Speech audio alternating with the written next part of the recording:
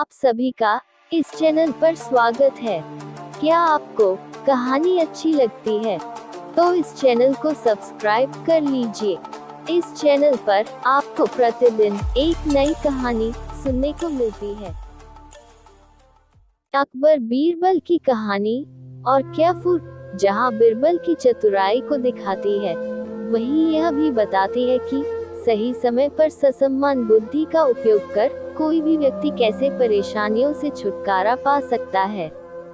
अकबर और बीरबल का किस्सा बड़ा ही रोचक है। आप भी पढ़ें और आनंद लें। अकबर बादशाह को कहानी सुनने का बड़ा शौक था, इसलिए वह कुछ चुने हुए दरबारियों की ऐसी पारी बांध रखी थी जो अपनी अपनी पारी पर रात्रि में बादशाह के मनोरंजन नित्य नई नई कहानियां सुनाया करते थे। एक दिन बीरबल की बारी आई। यथा समय कहानी शुरू हुई। बादशाह हुंकारी भरने लगा। इस प्रकार बीरबल को कहानी कहने में बड़ी तकलीफ होती थी, कारण कि बादशाह अकबर बड़ी से बड़ी कहानी सुनना चाहता था। जब बीरबल एक संपूर्ण वाक्य कह जाता, तब बादशाह केवल और कहकर ही छुट्टी पा जाता था।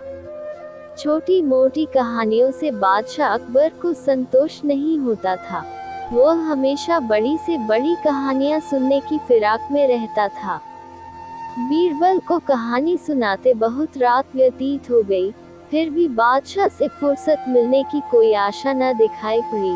वह झल्ला उठा और अपने मन में सोचा, जो कुछ भी परिश्रम है वह मेरे को है। बादशाह तो केवल एक शब्द कहकर फुर्सत पा जाते हैं, इसलिए अब कोई ऐसी तरकीब सोचनी चाहिए जिससे बादशाह भी झल्ला उठे। उसने अपनी प्रखर बुद्धि के कारण तुरंत एक ऐसी ही तरकीब ढूंढ निकाली और उसी के अनुसार दूसरी कहानी शुरू की। एक धनिक किसान ने अपने अन्न को सुरक्षित रखने के लिए एक कोठली बनवा रखी थी। उसमें अनाज भरकर उसके मुंह पर ढक्कन रखकर उसे भली भांति बंद कर दिया, यहाँ तक कि उसमें हवा आने जाने तक की जगह भी नहीं छूटी थी।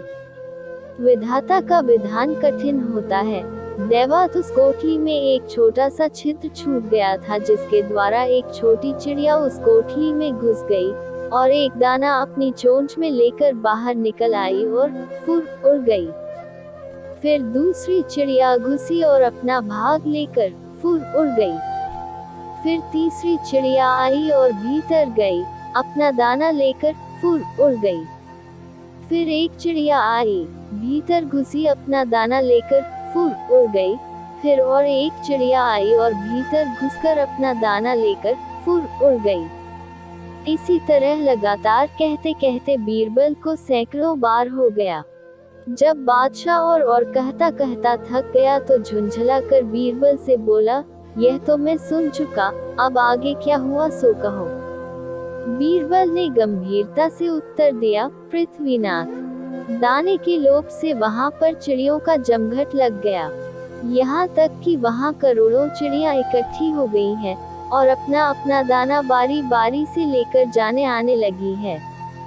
अभी 150 की ही बारी आई है। जब सब चिड़ियों का पेट भर जाएगा तो कहानी आगे चलेगी। तब अकबर ने कहा, क्या इसमें वर्षों का समय लगेगा? अकबर बोला, मैं ऐसी कहानी से उब गया, अब इसे यही बंद करो। बीरबल को अवकाश मिल गया।